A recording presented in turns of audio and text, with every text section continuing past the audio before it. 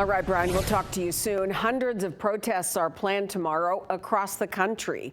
Organizers are calling it No King's Day. It's in response to the parade President Donald Trump is hosting tomorrow for the Army's 250th birthday. Mid-Michigan Now's Courtney Bennett has more on what's planned in our state. Every dot is a city where people are expected to gather. With hundreds and hundreds of people expected to join together in cities here in Michigan, elected leaders say people have the right to protest. Please make sure that you're doing it peacefully and lawfully. No King's Day, as it's being referred to, is expected to draw large crowds to streets and overpasses.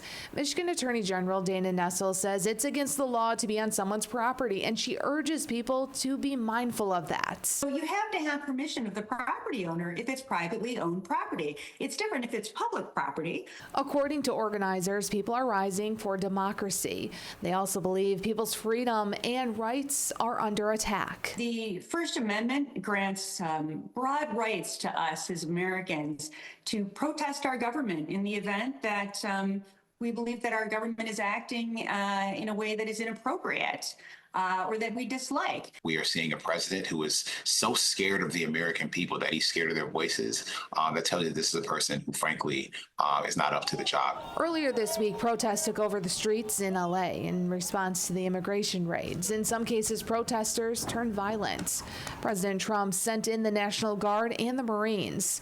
Michigan Lieutenant Governor Garland Gilchrist says that shouldn't have been allowed. These folks took an oath to protect and promote and defend the Constitution and not to trample on people's rights. AG Nessel tells me she doesn't want to see what has happened in LA to happen here. There is no cause of any kind for the National Guard to come under the command of the federal government, and certainly not for the United States military to have to patrol our streets. President Trump was asked about these protests while taking questions from reporters on Thursday. Here's what he said. A king would say, I'm not going to get this. A king would have never had the California mandate to even be talking to him.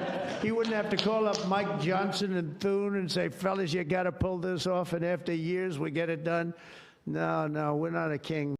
In Michigan alone, there are more than 70 protests planned. For now, reporting in the studio, Courtney Bennett, Mid-Michigan Now.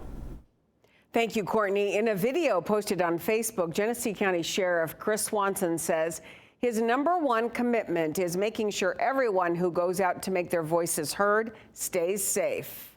I had a whole list of events to be at tomorrow across the state, but all those I canceled to be right here in Genesee County.